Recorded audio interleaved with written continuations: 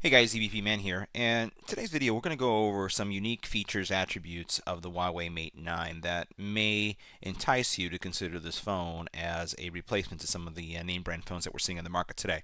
So let's go ahead and take a look at some features, functions. It will fall into the category of some tips and tricks, but because this is a standard Android phone, we're not going to go into some of the real basics. It's really going to be focusing on features that you may or may not know about and things that are different from what we've seen in other phones. So let's go ahead and check it out.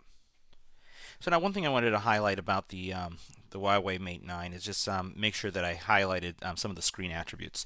We did talk about how the screen itself wasn't a high resolution screen. It's a 1080p resolution. It's definitely not in the 4K spectrum, but what I wanted to do is give you a sense of what the screen quality was. Even though it's not, again, high resolution as I would say the Samsung line is, the actual images that come from the screen, the quality is actually very good. I think that to the normal user, to the average user, which a lot of us are, you can really see that the colors are vibrant and you don't feel like you're missing anything when it comes to the actual screen. One other thing that I would highlight is that given that it's not a 4K screen or one beneath that and it's only a 1080p screen, it also does help with battery life. And I have to say, I have this phone disconnected all night. We'll look at how many hours. And one of the things I have to say is that the battery life, how much battery is left, is pretty impressive. Because I have other phones that I just leave in standby, and what ends up happening is the battery life does go down quite substantially overnight if unplugged. So as you can see here, really nice imagery. Showing off kind of like the quality of the screen. So if you're concerned about screen quality, I wouldn't, because again, this thing is doing a really nice job showing off its capabilities. So now the other thing I find pretty interesting about the phone is that it has a lot of neat features, and you'll notice something that I just did right there. So right here, if you want to access the phone, if you want to do something with the phone, it's going to immediately ask you to log in. But at the very bottom, if you swipe up, you have several control options here that are available to you without having to unlock the phone. One of them is turning on your flashlight, which everyone uses often. The other is to bring up a calculator function. Again, these are all things that you really don't pose any kind of security risk, so you don't have to unlock your phone for. If you're going to record a meeting, you could do that from here as well. And if we swipe up again, you do have over here a stop clock or timer. Again, nice little functions. All access in this area. And then over here, what you have obviously is access to a barcode scanner or QR scanner. Again, think about all those convenient things, or the things that you typically need and would ultimately have to unlock your phone to get access to. So all that stuff is available there. Now you do have some media controls here, some sharing controls, obviously that you can work with. Not super significant, but still something that I just wanted to share with you because it is a nice feature. Now, one of the questions I do get often is how quick is the fingerprint sensor? And I have to say that this is a very impressive fingerprint sensor when it comes to responsiveness. So what I'm going to do is I'm going to turn it on, and I want to show you how fast I can unlock the phone. So I'm going to press it. I'm going to tell you when I'm pressing it, and I pressed it. See how fast that was? Let's do it one more time. It's kind of hard because the fingerprint is on the back. We'll turn it on again, and I'm going to put my finger right on it. So I'm going to count it off. 1, and it's unlocked. Again, 1. And literally, so you can turn on the phone without having to press the power button just by resting your finger on the fingerprint sensor, and it's like that. Now, one other thing I wanted to highlight is that you can access your camera from the screen right here. It does have a little camera control there that you can have access to. Again, you can disable some of these features, but it's something that you can access just from that area there. Now, as I mentioned in the video, I'm not going to go through how to set up groups. You can watch any of my videos, or it's pretty much the same how you create these groups and how you can organize the actual screen. So we're just focusing on some unique attributes or things that you can do on the phone to make this phone experience much better. So one of the things I wanted to talk about is toggles. And the toggles here I find are very well I think organized, as well as very well suited for the average consumer as well as the prosumer.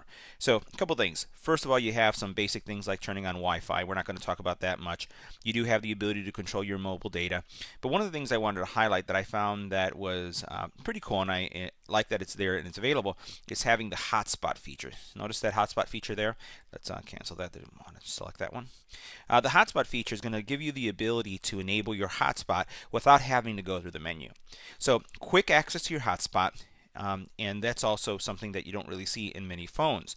The other thing I wanted to highlight is the ability also to have a ultra battery saving mode. So you do have the ability to enable a ultra power saving mode, which you see more and more in these phones. It used to be something that was available only on like the Samsung line. They started like with the ultra power mode, but you can have the same thing with this one.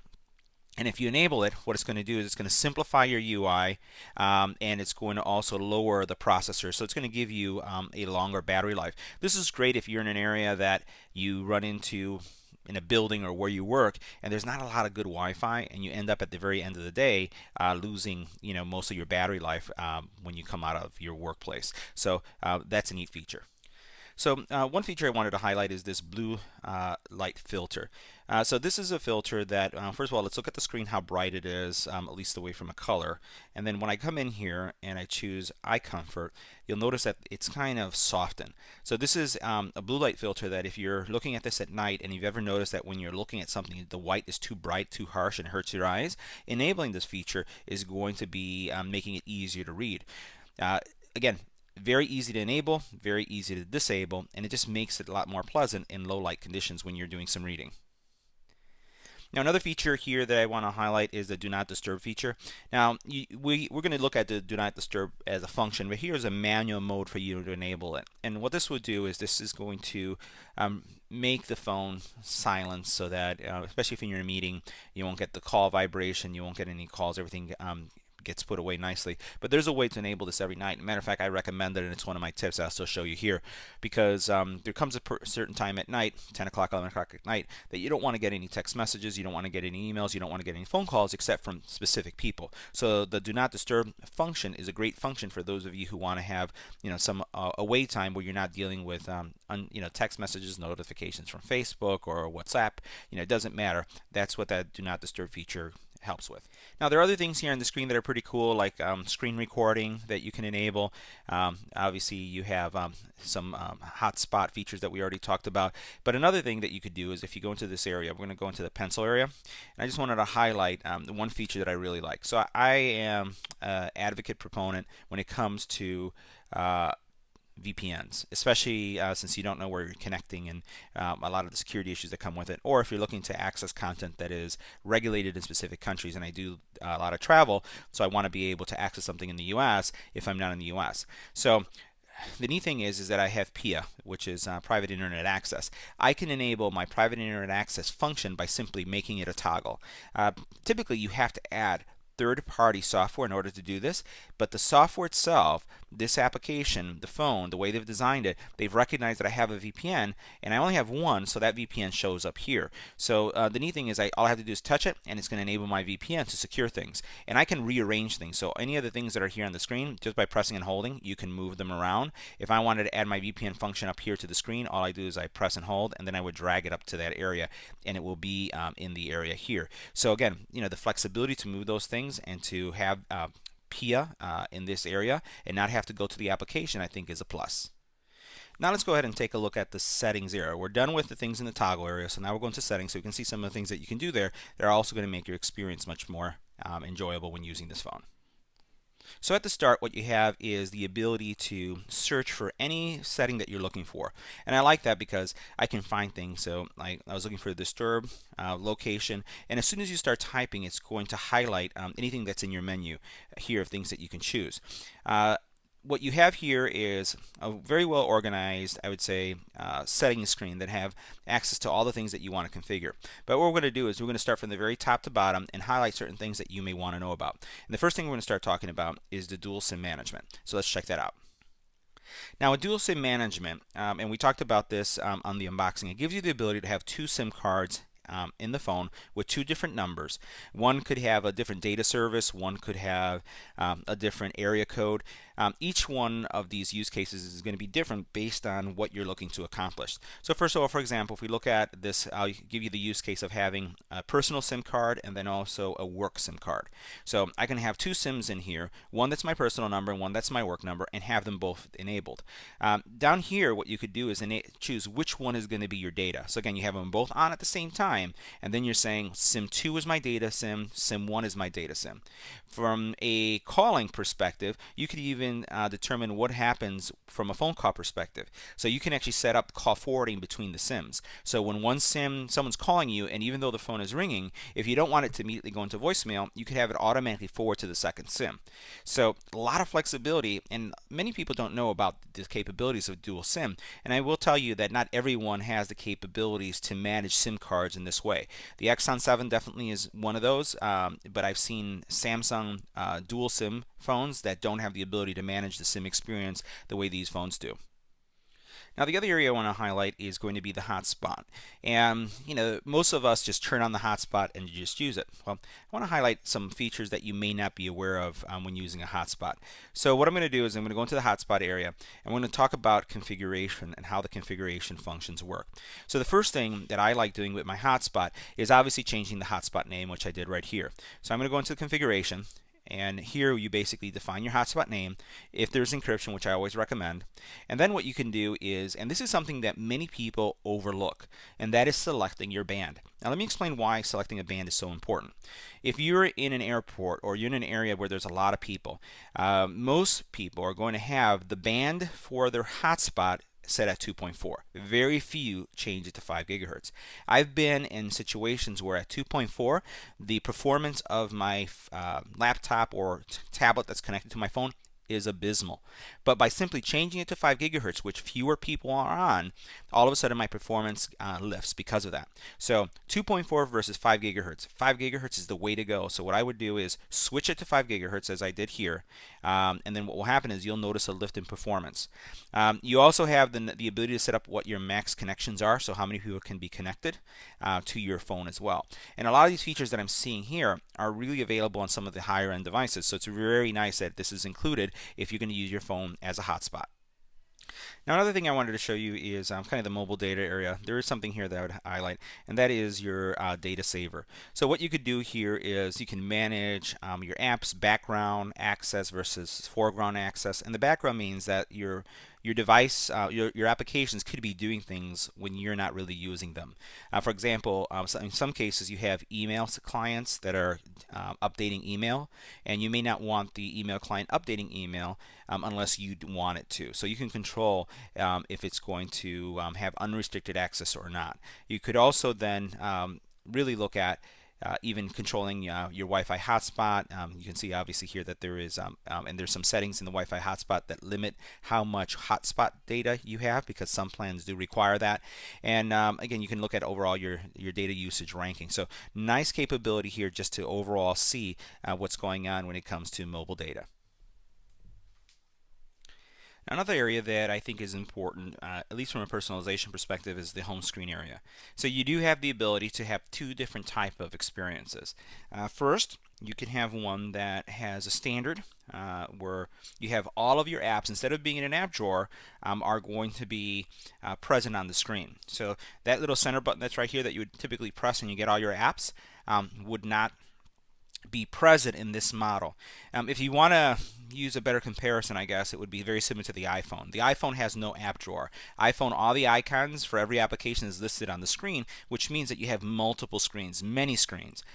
If you don't want to have multiple screens and you want to tuck away the apps that you use infrequently, what you could do is use the app drawer model, which I have here. So if we go back to the screen, you'll notice this is the app drawer model, and I have very few icons on the screen, right? Don't have many, but when I go in here, I see all of my apps are here, and then what happens is anything that I use frequently shows up at the very top. So this is the difference between those two modes, and you just choose what you like based on your usage. Now the next area that I find that has some cool things to look at is the display area. So once again, you do have this the iFilter capability here. You do have the ability to adjust the color temperature so that it is more comfortable to you based on your eyesight.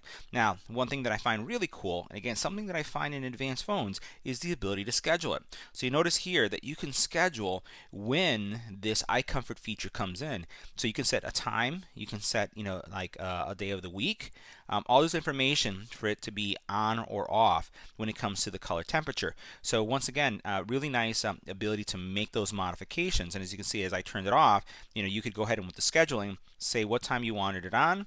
You could say, what time do you want it off, and then change kind of the settings for it. So every day if you want at a certain time, let's say 7, 11 o'clock at night, and you're in your home, you can have this feature turned on automatically. And I find that when you use the automated features, you kind of use the features more than actually having to press the button every time to use it. Now, another thing I like also changing is view mode of things. So this is kind of giving you kind of a look of how the screen is being leveraged based on the size, because this is a 5.9-inch screen. You can go into medium view and you notice how it affects the text. You could go into a small view and you can see how it changes the graphics and the text. So by default it comes in large, and I find that it's very readable because of that. Now you could alter other things. So you can change the font size from one size to another, so you can see how large you can make the text, and you have a sample here showing you what the impact is going to be. So if you use progressive lenses, or you're using bifocals, and you're one of those people that tend to take off your glasses to look at your phone, you could potentially modify the text so that you don't have to put on your glasses, take them off in order to be able to see that, or tilt your head because you have progressive lenses. So this is an area that is also really cool. I do see some people changing fonts and stuff of that sort. I really don't get into that whatsoever. Now, here is another area that I think is important also, and this is color temperature. So some of us like colors to be more saturated so that they're richer. Some of us like it more lighter or toned down. This area is going to give you the ability to adjust the temperature, and you can notice that as I'm changing it, hopefully it comes up on camera, it's changing the temperature to have either one color in it more prevalent than another, and it will change the way things look. So if you like your pictures maybe to be more vibrant, more deeper, all you have to do is play with this area here until you get the kind of color temperature that you want. You do have the ability to choose defaults, warm and cold, and you can see how it changes the whites. I like the default. Now from a sound perspective, and I really don't go into sound that often, but I'm going to go into it for this phone. And that's because it has some really neat features that I think would be interesting to you. You can have different sound for each SIM card. I think that's very neat. So you could have a specific ringtone coming for one and a specific ringtone coming for the other, and that's going to help you know what kind of call is coming in, if it's going to be a business call or a personal call. So you can modify that here in this area. You do have what happens with the sound because this phone does have stereo sound capabilities, and it will turn into stereo sound when you rotate the phone, and you'll have that kind of surround sound or that stereo sound type experience if you have this feature here enabled. And then there's some things here that you can have, screen lock sound, things that you can play with and you can enable or disable. But for me, the most important ones for me, are the things I find that are unique, are going to be the stereo and the SIM card sounds based on where you're getting a phone call and to which SIM card it's coming to. Now let's look at the notifications bar area, and again, a lot of flexibility here. Notice here at the very top that you can see the bytes that are coming across, or kilobytes. It varies, and then also you see the percentage. So some of the things that you can do is you can enable to see your network speed. I have it off. If I turn it on, it tells me what the network speed is as my phone is being updated, either through Wi-Fi or through the cellular connection. I could also determine if I want to see my battery percentage, and I have a couple choices. I can have it in icon or next to it. If I choose in icon, it's just going to, you can't see it right now, but it would just show it inside of the icon when the icon would be displayed. And if I say next to icon, then I see it right next to it. I like it next to it. But once again, you can do that. The other thing that annoys some people is seeing the carrier. You can turn that off. So I remember when I was first using smartphones many years ago, people would hack their phones to get rid of their carrier name. And now here, all you got to do is just push a button and turn that off. So if you're looking for that feature is right here. It's available right out of the box. Now the fingerprint area, most of us use fingerprints just to unlock our phones, but there are a lot of other things you can do with it. So take a photo, answer a call, stop an alarm. You have slide gestures as well that you can enable. Again, a lot of little flexibility here when it comes to just overall how do you use your touch and gesture. And in the fingerprint management here, you can obviously control what you or how many fingers you have registered and how you name them. Now another area that I find it's pretty neat with the phone is the smart assistance area. So you can have floating docks, you have motion controls, and if you go here, flip the phone to mute it, pick it up to answer or to reduce the volume. And this is something that I find that if you do have this phone, please do that, especially if you're next to me. I know so many people that when the phone rings, they don't answer it and they kind of pick it up and look at it and it's still ringing, and that drives me nuts because they don't lower the volume or anything because they want to see if they want to pick up the phone or not or reject it. Here, this will reduce the volume as soon as you pick it up, and it won't require you to to unlock the phone or actually answer the call. So please use this if you're with me. Raise to ear type functionality. You see this a lot in the Samsung phones, so that it will answer automatically. A knuckle gesture to do screenshots, drawing, and then split screen gesture. So a lot of neat little features that are going to change the way you use your phone in the motion area.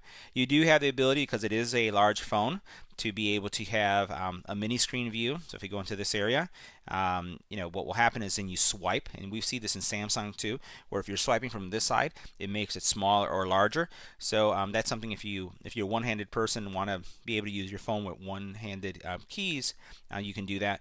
And then here is kind of like the little keyboard, so you can also adjust that as well. Keep in mind that most of these keyboard functions only work if you're using the standard keyboard. If you're using like SwiftKey, like I use, that won't work. Now, you do have some voice control capabilities here. Voice wake up, quick calling, answer calls with voice control, and then voice broadcast when your headset is connected. So this is great too, and I like this especially if you are dealing with individuals that have accessibility needs. So if you want your phone to tell you who's calling, you could do that, and then who's calling, especially if you have any kind of visual impairment. You can definitely do that here. Again, just a lot of different features that a lot of folks don't really know about when they're using the phone. So wake up commands, find your phone, you could literally say, where are you? And you'll get information from your phone. So a lot of flexibility, and this is why I said this is the kind of phone that a lot of people don't know a lot about, but you should consider because it has so many convenient features that are really going to transform the way you use your phone. Now, for those of you who are into like wallet type cases, it does have a smart cover functionality as well, and you see this a lot in the LG line, and how it displays things on the screen. That's something that you can leverage if you're into that. It does also have a smart headset control, and if you're using that feature, it's going to allow you to interact with the headset to control certain areas of your phone. So that's definitely something that you could do and you can control. Sharing, schedule, power off, on and off. This is something that I wish more manufacturers did. I like it when I can have my phone reboot once a day. Or once a week, and you do that so that your phone is always fresh. So what you could do is you could schedule here an auto cycle of your phone, and you could do that on a regular basis. So I can set this up for every 2 o'clock in the morning every Sunday. I want my phone to restart, so come the rest of that week, my phone is fresh. Realize that this is a computer, and computers do need to be restarted, and that applies to Apple devices as well as Windows devices and Android devices. So having this scheduled, big thumbs up. Love this. Wish more people did it. So the two last features here, but it happen to be some of my favorite features, are touch disable mode. If you've ever been butt dialed, you appreciate this. If you've ever been the butt dialer, you'd appreciate this. And sometimes butt dialing happens from a purse or a jacket. So what you can do here is do this, disable the function when the phone is in your pocket or in your bag. And then also, I'm in the Midwest, so it does get cold, and I really don't care to buy those special gloves that are for smartphones, so being able to enable a glove mode is also great. Again, features that you find in some high-end phones. The do not disturb mode is the other feature that I was mentioning, and you'll notice that mine is enabled. I like setting up a rule every night at a certain time. I don't get bothered. I do have exceptions. So you can go in here and you can say, who you want to be able to come in. during those times. So you're not turning off the phone completely so that no one can reach you, but you can have your kids, you can have your mother, your father, whoever you want, text messages. You can add exceptions, but you can turn off your phone for the rest of the world. Now we're going to skip over a couple of these and we're just going to jump into memory and storage. Pretty much standard stuff tells you how much memory is being used. But what I also like here is that there's a storage cleaner. And by the way, this is accessible also on the phone itself in another area. And what you could do is clean up things that are taking up unused space. The reason why I bring this up is because most of us have a third-party app installed in order to do this. You don't have to do that with this phone. There's already something in there, so you can just hit clear, and what it's going to do is it's going to basically get rid of any of the cache that is taking unnecessary space. So nice having that storage cleaner there because it keeps your phone tidy and gets rid of things that are downloaded unintentionally and just stick there and just eat up space on your phone. Now from a battery perspective, let's look at that because there's some neat things here. Here you have power saving modes, and notice this. If you enable these power saving modes, you can go from 28 hours of use is where I'm at right now to 35 hours of use to 132 hours. Crazy. Again, you saw Samsung was one of the first phones to develop this kind of technology, but I would say some of these different options are very much emerging and developing, and I would say maturing to the point where look at the kind of battery life you can get on these if you need that. Definitely gives you information about the apps, who's using what. Changing your screen to low power or low resolution is something you can do as well, and that's going to change just overall power consumption.